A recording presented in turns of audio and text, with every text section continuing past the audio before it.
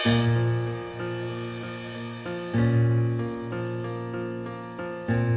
Sir Joko at sa lahat ng mga taga-subaybay mo.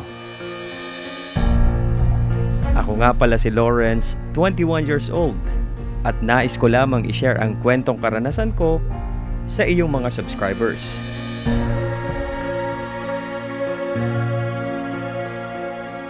Sisimulan ko ang kwento 6 na taon na ang nakakaraan nang ma-confine ng lola ko sa ospital dahil sa sakit at dala na rin ng kanyang katandaan. 87 years old na siya that time, Sir Joko.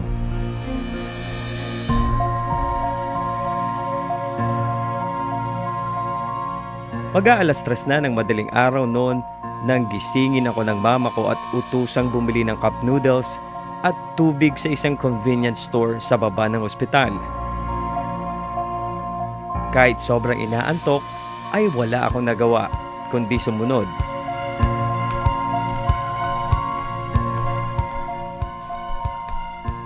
Habang naglalakad ako sa hallway na halos wala ng katao-tao dahil alas 3 na ng madaling araw yon, nang may napansin ako mula sa malayo. Matandang naglalakad din, kasalubong ko, at nakatingin ito sa akin habang nakangisi.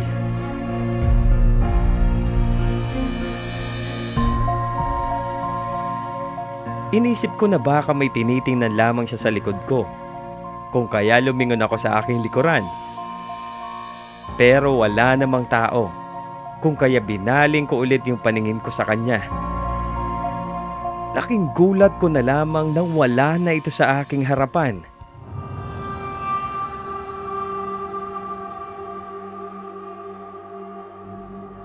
Inisip ko na lamang na baka dala lamang ito ng antok o baka malikmata lamang ito o kaya naman lumiko ito at hindi ko namalayan. Tinuloy ko na lamang ang aking paglalakad.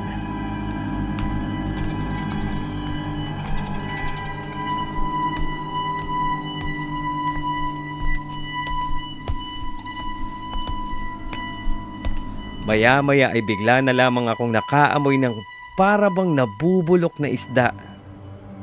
Napakalansa at hindi ko maintindihan na parabang masusuka na ako, Sir Joko.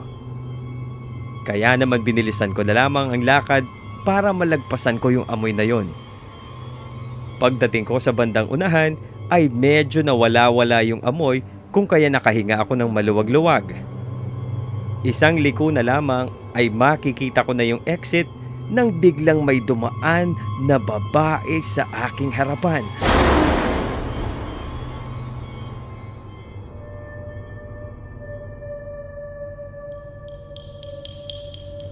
Mahaba ang buhok, nakayuko at nakasuot ito ng pampasyenteng damit.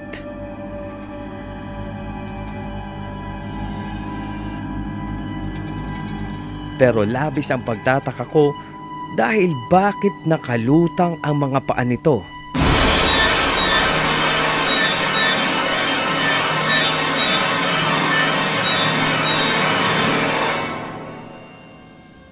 Pagkurap ko ay bigla na lamang nawala ito sa paningin ko, Sir Joko. Kabado at parang hindi na ako makatuloy sa pupuntahan ko dahil nanigas talaga ako ng mga oras na yon. Maya-maya pa ay sinubukan kong ihakbang ang mga paa ko at pilit nilabanan ang takot.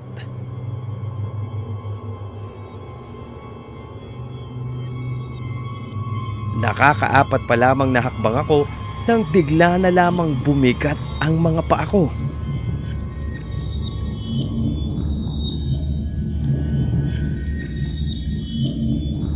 Tila ba may mabigat at humahawak dito kung kaya hindi ko maihakbang.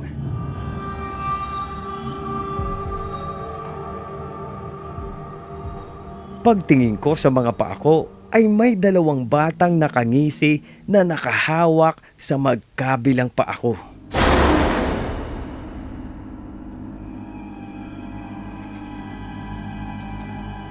Gusto kong sumigaw pero walang lumalabas na boses sa bibig ko. Mga ilang minuto rin tumagal yun. Laking pasasalamat ko na lamang nang merong dumaang 2 lalaki. isang tatay at isang bata na naglalakad at nagkukwentuhan ito. Nang makita nila ako ay nag-aalalang tinanong kung ano daw ang nangyari sa akin. Ang sabi ko ay may humahawak sa aking mga paa kung kaya hindi ako makagalaw.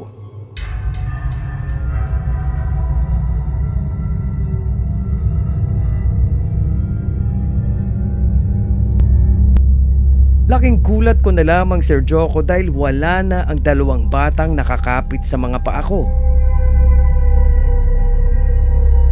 At para di ako mapahiya ay sinabi ko na lamang sa kanila na sasabay na lamang ako sa kanila o kaya ituro na lamang nila ang exit sa main lobby. Pumayag naman sila at doon na lamang gumaan at naihakbang ko ang mga paa ko.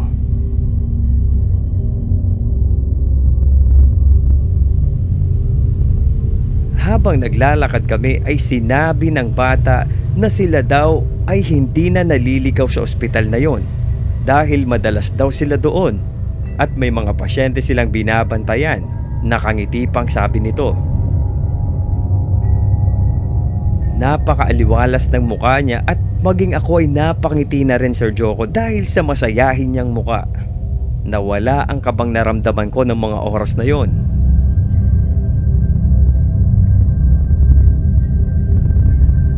Maya-maya pa ay nasa tapat na ako ng main exit sa lobby ng ospital nang bigla akong tawagin ng guard at nagtanong sa akin kung sino daw ba yung kausap ko doon habang naglalakad papunta sa kanila.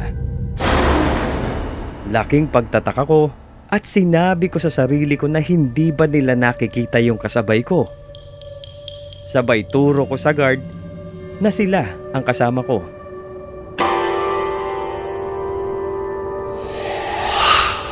Halos atakihin ako sa puso at mawala sa katinuan nung paglingon ko ay wala na yung mag-ama sa likuran ko.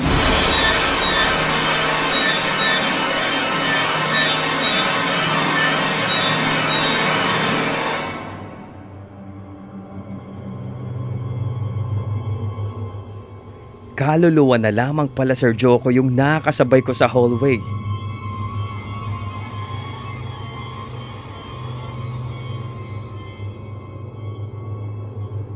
Sabi ng gwardya ay kanina pa daw nila ako pinagmamasdan habang papalapit at nagtataka sila dahil parang may kinakausap daw ako habang naglalakad.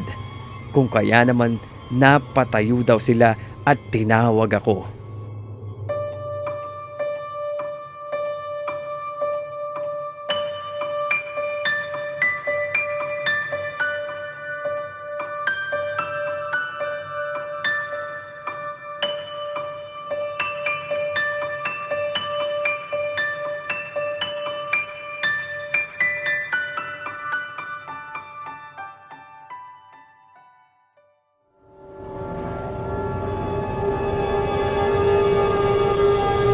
Kwento, karanasan.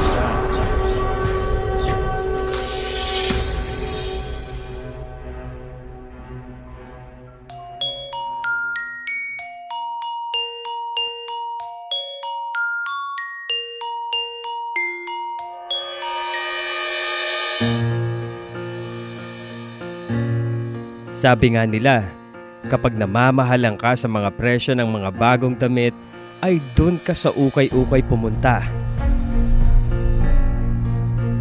Hello, Sir Joko, at sa mga tagapakinig ng Kwentong Karanasan. Ako nga po pala si Julie, 20 years old, tubong Bulacan, at mahilig sa ukay-ukay na damit. Simula nang nag-upload ka ng mga horror story sa channel mo, ay lagi na akong nakasubaybay sa mga bago mong ina-upload.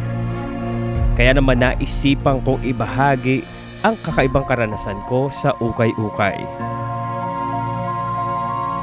Matagal na itong nangyari pero kapag naiisip ko ay bumabalik lahat ng nangyari, ilang taon na ang nakalipas.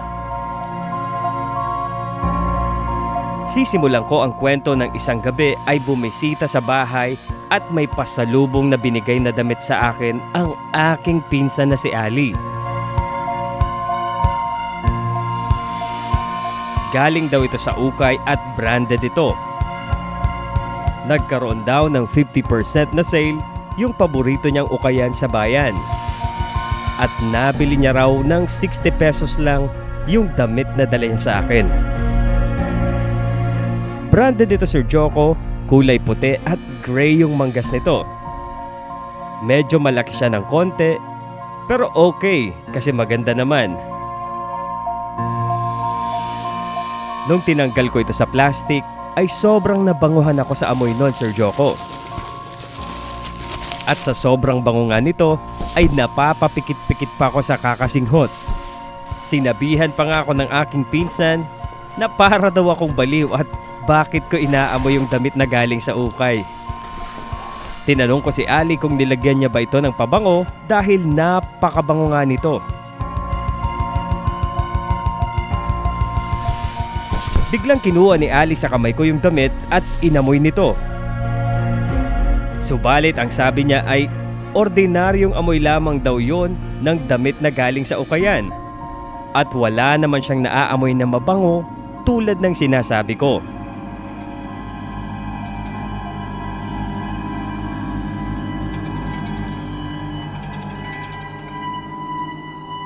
Hanggang sa nakaalis na nga ang aking pinsan at hindi ko namamalayan na hawak ko pa rin yung damit na galing ukay-ukay.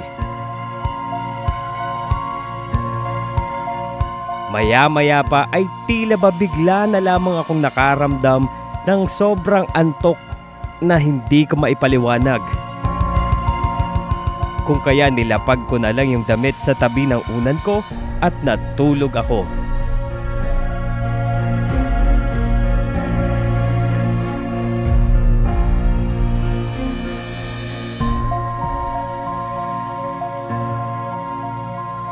Madaling araw na nang nagising ako at pagdilat ko ay para bang may nakatayong tao sa harapan ko.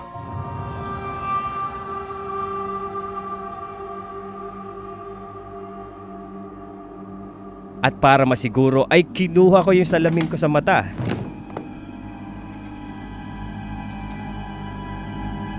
Kitang-kita ng dalawang mata ko yung damit na galing ukay na suot-suot ng isang babaeng parang kulay putik ang balat.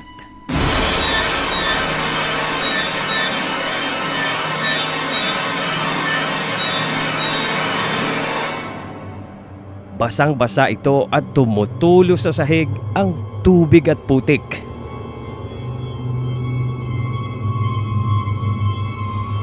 Bigla na lamang akong nanigas nang unti-unti itong lumingon sa akin. Maya-maya pa ay bigla na lang itong naglaho, Sir Joko. Hanggang sa mga oras na ito ay hindi ko pa rin malaman kung ano yung nakita kong yon, Sir Joko. Yung damit naman na galing sa ukayan ay sinunog ko na lamang ito at hindi ko na tinangkang isuot pa.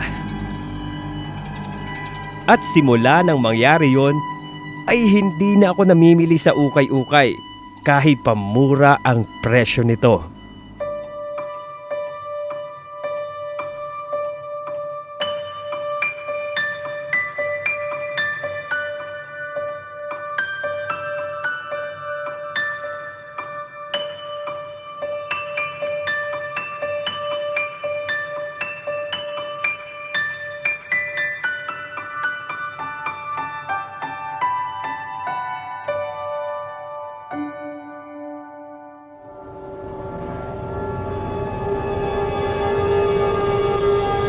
Kwento, karanasan.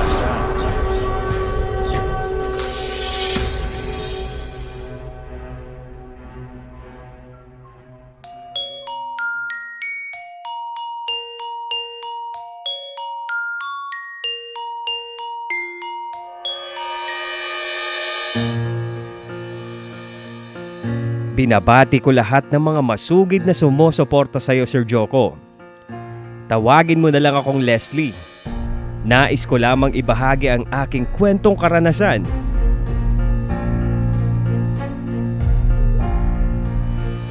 Galing ako sa isang supermarket na walking distance lamang mula sa apartment namin ng boyfriend kong si Larry. Namili ako ng mga sangkap para sa lulutuin kong kare-kare. Napagkasunduan kasi namin ni Larry na doon na lang maghapunan sa apartment.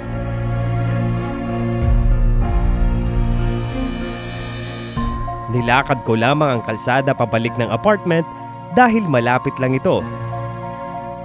Pagbukas ko ng pintuan ay nakita ko agad na nagtutoothbrush si Larry. So diretso lang ako at inilapag sa lamesa ang mga pinamili ko at isa-isa ko itong nilabas. Tinanong ko si Larry kung bakit nagsisipilyo ito. Dapat after dinner na lang. Hindi naman nakasagot si Larry dahil abala ito sa pagmumumog ng tubig. Inutusan ko si Larry na kung pwede ay hiwain ang mga sangkap na pinamili ko pagtapos ng ginagawa niya. Pumunta ako sa ref para kumuha ng malamig na tubig dahil nauhaw nga ako sa paglalakad. Bigla akong nagtaka dahil wala doon yung paboritong water tumbler ni Larry na ginagamit nito tuwing magja-jogging ito sa hapon.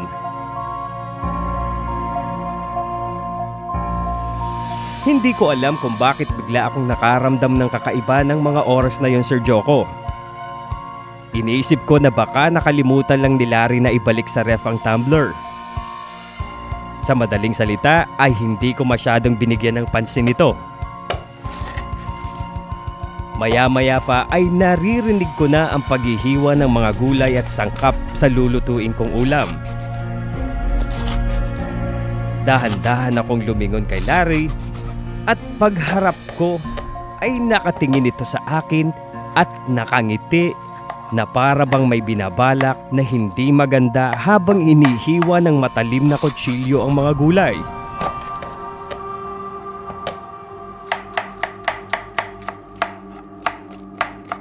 Napansin ko na parang may mali kay Larry, kaya parang kinilabutan ako ng bahagya. Minabuti ko munang magtungo sa kwarto at kinuha ang cellphone na katabi ng mga susi. At doon ko nakumpirma na wala rin ang cellphone at susi ng sasakyan ni Larry. Senyales na lumabas nga ito.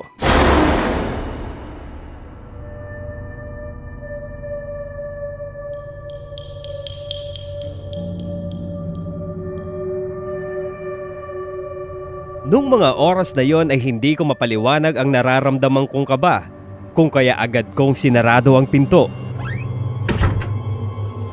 Agad kong denial yung number ni Larry, ngunit walang sumasagot. Pero tinawagan ko pa rin ulit. Bigla na lamang akong nagulantang nang marinig kong may kumakatok sa pintuan.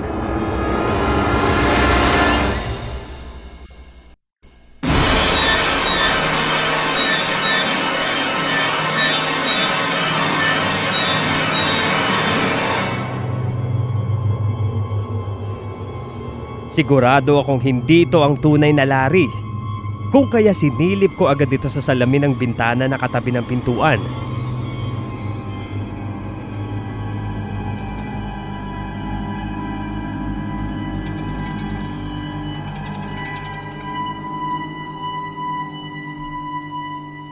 Napasigaw ako sa takot nang makita ko ang nagpapanggap na boyfriend ko. Nakatitig sa akin at abot tenga ang ngiti nito.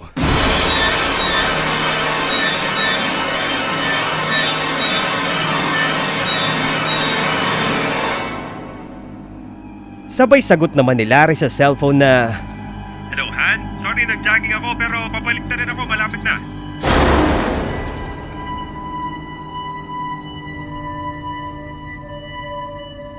Napahagulhol ako dahil sa takot na nararamdaman ko. At halos nawala na ako ng lakas at hindi na makatayo. Ang ginawa ko ay agad akong pumunta sa ilalim ng maliit na mesa namin sa kwarto at doon ako umupo habang umiiyak. Maya-maya pa ay unti-unti nang bumukas ang pinto.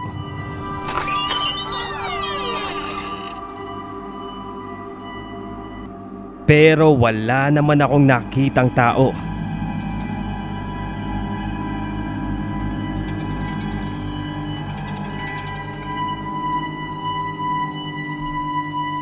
Bigla na lamang lumabo ang aking paningin nang maramdaman ko na may humawak sa balikat ko mula sa likod ko.